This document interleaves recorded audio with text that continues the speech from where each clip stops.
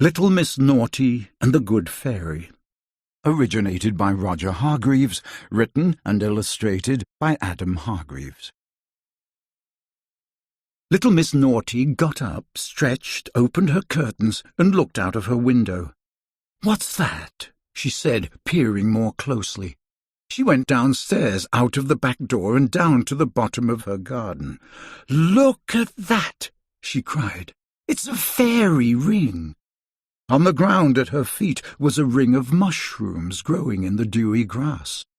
"I wonder what happens if I step into the ring," thought Little Miss Naughty out loud. So she did, and what happened was that she shrank to the size of a matchbox, which surprised her enormously. "Oh, help!" she wailed. "What do I do now?" She looked around the fairy ring and noticed that there was a door in the stem of one of the mushrooms.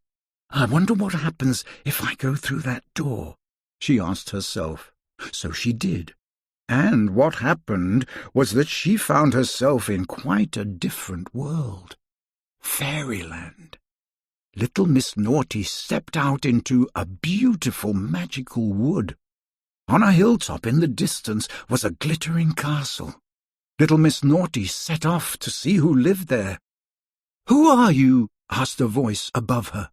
Startled, Little Miss Naughty looked up to find a fairy with gossamer wings hovering just above her head. "I'm Little Miss Good," lied Little Miss Naughty. "What a coincidence!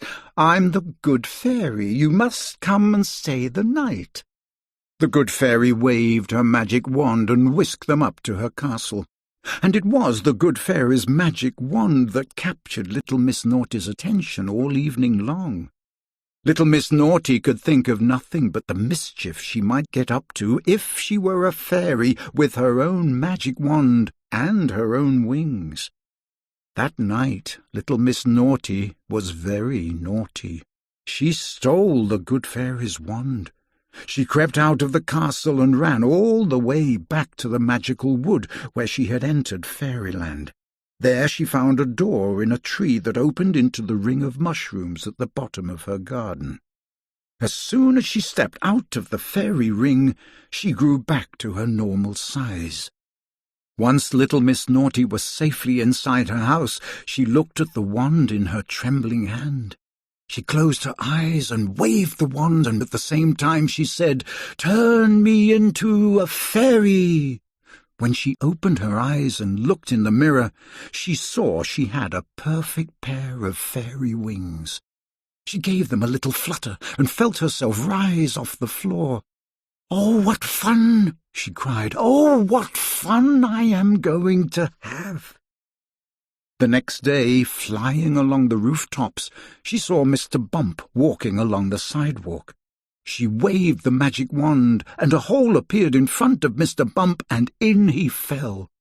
From her perch on a chimney high above, Little Miss Naughty chuckled to herself. But at that very moment, a very high wall fell across the sidewalk just where Mr. Bump would have been walking if he hadn't fallen into the hole. "Thank goodness I fell into this hole," said Mr. Bump, peering up the street. Little Miss Naughty flew out across the countryside, where she found Farmer Barnes looking at his field of corn. With another chuckle, Little Miss Naughty waved the wand, and the field of corn turned into a ploughed field. But there in the middle of the field was the farmer's dog who had been lost among the corn. "Thank goodness the corn disappeared, and I have found Fido," said a relieved Farmer Barnes. Little Miss Naughty was very puzzled. It seemed that as hard as she tried to be naughty, things kept turning out for the best. She made it rain on Little Miss Sunshine, who could not have been happier because her tomatoes needed watering. She created a mess in Little Miss Neat's front room, and Little Miss Neat was overjoyed because she had Mr. Messy coming for tea later that day, and she wanted to make him feel at home. By the time Little Miss Naughty got home, she had never caused so much happiness in her life. She was miserable. "This thing's no good," she said, throwing the wand down on the table. "That is where you're very wrong," said a voice. Little Miss Naughty nearly jumped out of her skin. It was the good fairy. "That wand is all good because it is my wand. I hope that making so many people happy may have done you some good." "So this wand will only make good things happen?"